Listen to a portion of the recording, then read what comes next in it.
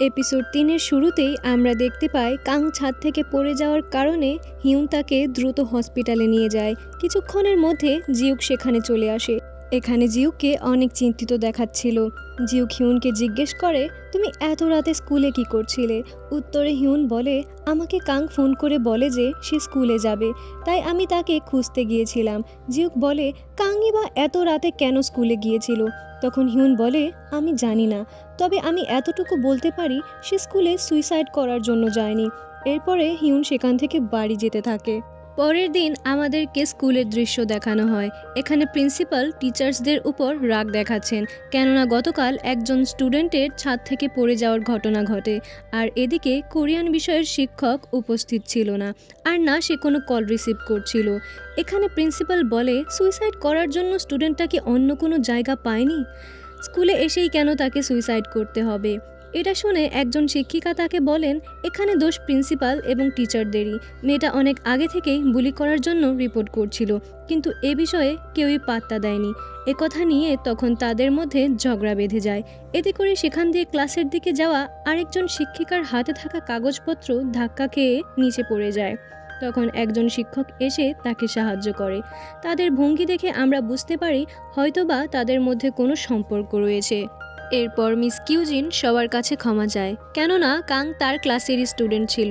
এটা শুনে অন্য এক শিক্ষিকা বলে, এতে আপনার কোনো দোষ নেই, এবং টিচাররা তখন যার যার কাজে চলে যায়। এখানে আমাদের আরেকটি চরিত্রের সাথে পরিচয় করানো হয়, তার নাম ছিল মিস্টার কিম। এখানে একজন টিচার মিস্টার কিমকে জিজ্ঞেস করে, আপনার তো বিয়ে হওয়ার কথা ছিল। উত্তরে মিস্টার কিম জানায়, বিয়েটা আসলে ক্যান্সেল হয়ে গেছে। এরপর সে জিনিসপত্র নিয়ে তার বোনের বাসায় চলে যায়। আসলে মিস্টার কিম কয়েকদিনের মধ্যে কানাডা চলে যাবে। যাওয়ার আগের দিনগুলোতে সে তার বোনের বাড়িতেই থাকবে। মিস্টার কিম এখানে তার বোনকে জিজ্ঞেস করে তার এখানে থাকার কারণে তার বোনের হাজব্যান্ডের কোনো সমস্যা হবে কিনা। উত্তরে তার বোন বলে তার এতে কোনো সমস্যা হবে না, আর সে অনেক ব্যস্ত মানুষ, প্রায় সময়ই সে বাইরে থাকে। সিন শিফট হলে আমরা জিউককে দেখতে পাই।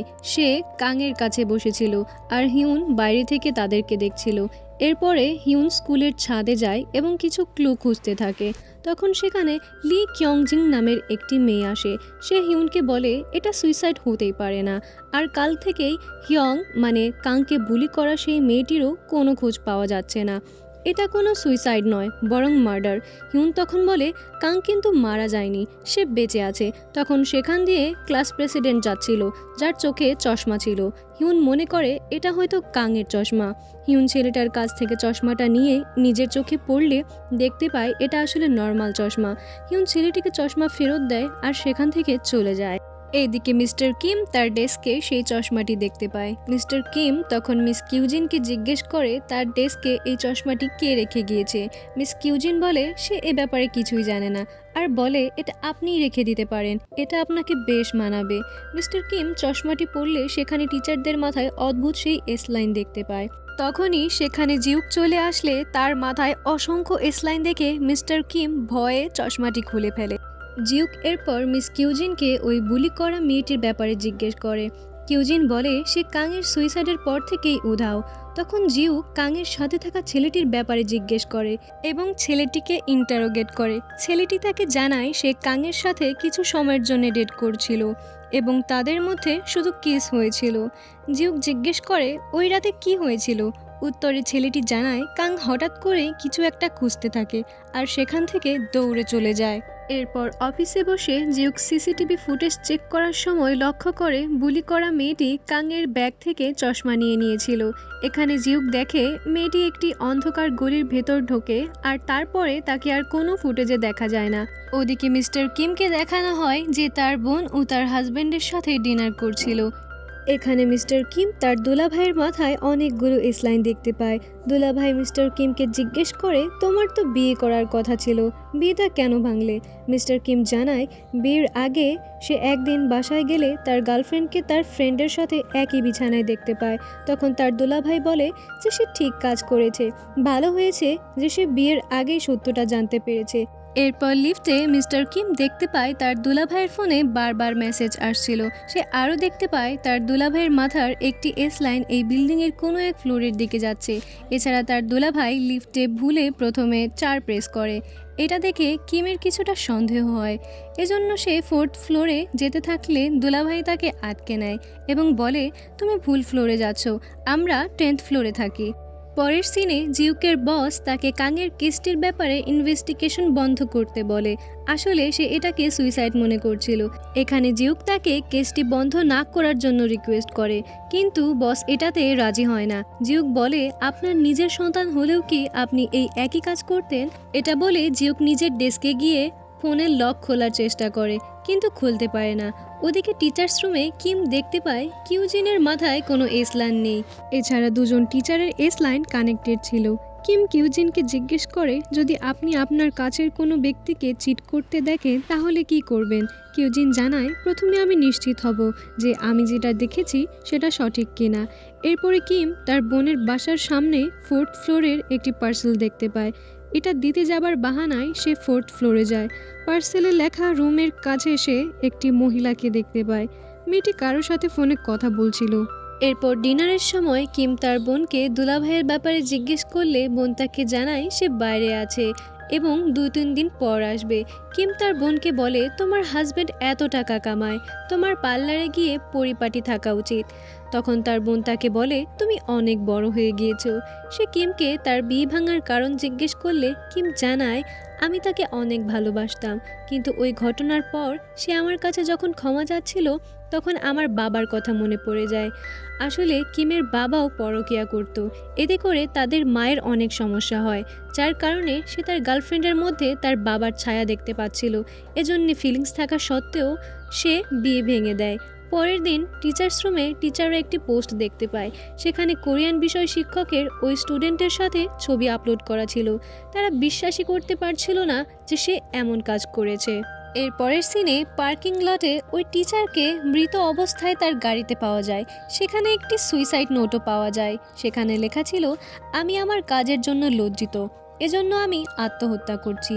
এখানে এটাকে সুইসাইড হিসেবে মেনে নেওয়া যাচ্ছিল না, কারণ লাশটিকে দেখে মনে হচ্ছিল এটা হয়তো কয়েকদিনের পুরনো। এদিকে স্কুলে কিয়ংজিন ক্লাস লিডারকে তার আর হিউনের সাথে রাইস কেক খেতে যেতে বললে সে রাজি হয়ে যায়। এখানে কিয়ংজিন বুঝে যায় যে সে হিউনের জন্য রাজি হয়েছে। তারা বাইরে যাওয়ার সময় জিউক হিউনকে গাড়িতে উঠতে বলে।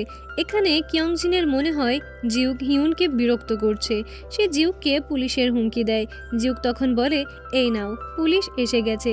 এরপর হিউনকে গাড়িতে নিয়ে যেতে থাকে। জিউক বলে, তোমার কি মনে হয় কাং কেন রাতে স্কুলে গিয়েছিল? হিউন বলে, কাংয়ের চশমার ব্যাপারে কোনো খোঁজ পেয়েছেন? জিউক এখানে চশমার রহস্য জানতে চাইলে হিউন বলে, আমি আপনাকে সব বলবো, আগে চশমাটি খুঁজে বের করুন।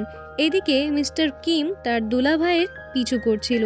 সে তার দুলাভাইকে একটি বড় রেস্টুরেন্টে 4th ফ্লোরের ওই মেয়েটার সাথে দেখতে পায়। কিম তখন তার দুলাভাইকে ফোন করলে সে বলে, আমি একটি ইম্পর্টেন্ট মিটিংয়ে আছি। এটা শুনে কিম রেগে যায় এবং হোটেল রুমে গিয়ে তার দুলাভাইকে এসব বন্ধ করার জন্য হুমকি দেয়। দুলাভাই এখানে তাকে বলে, এতে করে তুমি তোমার নিজের বোনের জন্য বিপদ ডেকে আনছো। কিম এখানে তাকে বলে, যদি তুমি এটা না করো তাহলে আমি ভিতরে গিয়ে তাকে বলে দেব। সে বলে, আমি আজকে থেকেই এসব বন্ধ করে দেব। এটা শুনে কিম চলে যায়। পরের দিন কিম কানাডায় যাওয়ার জন্য রেডি হচ্ছিল। কিম তার বোনকে বলে, দুলাভাইয়ের সাথে তোমার কোনো কথা হয়েছিল নাকি? বোন তাকে জানায় সে ব্যস্ত আছে। এরপরে স্কুলের ডেস্কে থেকে জিনিস নেওয়ার সময় সে কিউজেনের সাথে কিছুক্ষণ কথা বলে। এখানে সেই 4th ফ্লোরের মেয়ের ইনস্টা আইডিতে গিয়ে সে একটি পোস্ট দেখতে পায় আর জানতে পারে মেয়েটি আসলে প্রেগনেন্ট। এটা দেখে কিম অনেক রেগে যায় এবং রাগে অ্যাপার্টমেন্টের দিকে যেতে থাকে। কিন্তু সে সেখানে পার্কিং লটে গিয়ে দেখতে পায় তার বোন গাড়ি দিয়ে 4th ফ্লোরের সেই মেয়ের গাড়িটিকে ধাক্কা দিচ্ছিল। সে তার বোনকে গাড়ি থেকে বের হওয়ার জন্য বলে। তার বোন তাকে বলে, তুমি আমার সাথে এমনটা কেন করলে? এ সময় তার দুলাভাই সেখানে চলে আসে। এখানে সে তার বোনের কাছে না গিয়ে 4th ফ্লোরের ওই মেয়েটির কাছে যায় এবং সে ঠিক আছে কিনা দেখতে থাকে। এতে করে কিম রেগে তার দুলাভাইকে মারতে থাকে। এখানে সেখানে তার বোন তাকে আটকে নেয় এবং এমনটা করতে মানা করে, আর লোকটি সেই মেয়েটিকে নিয়ে সেখান থেকে চলে যায়। তার বোন তখন তাকে জানায়, এই লোকটি আমার হাজবেন্ড নয়, বরং এখানে থার্ড পারসন আমি নিজেই। তুমি তাকে এই সম্পর্ক বাদ দেওয়ার কথা বললে সে আমাকে গতকাল ফোন করে সব কিছু বলে এবং বলে সে আমার সাথে আর থাকতে পারবে না। এর পরের সিনে জিউক ওই শিক্ষকের সুইসাইড নোট দেখছিল। সে ভাবে কাং যদি আত্মহত্যা করে থাকে তাহলে সেও তো কোনো সুইসাইড নোট লিখে থাকবে। সে গিয়ে কাংয়ের ঘরে তল্লাশি করে কিন্তু কোনো সুইসাইড নোট পায় না। এখানে সে কিছু অদ্ভুত ড্রয়িং দেখতে পায়। সে হিউনকে এ ব্যাপারে জিজ্ঞেস করে। জিউক বলে, কাংও এই চশমা পরতো তাই না? এই চশমা পরলে আসলে কি দেখা যায়? হিউন উত্তরে বলে এসলাইন। আর এপিসোডটি এখানেই শেষ হয়ে যায়। ভিডিওটি কেমন লাগলো অবশ্যই কমেন্টে জানাতে ভুলবেন না। আর ভিডিওটি ভালো লাগলে লাইক করে যাবেন এবং চ্যানেলটি সাবস্ক্রাইব করে পাশে থাকবেন। আজকের মতো বিদায় নিচ্ছি। আল্লাহ হাফেজ।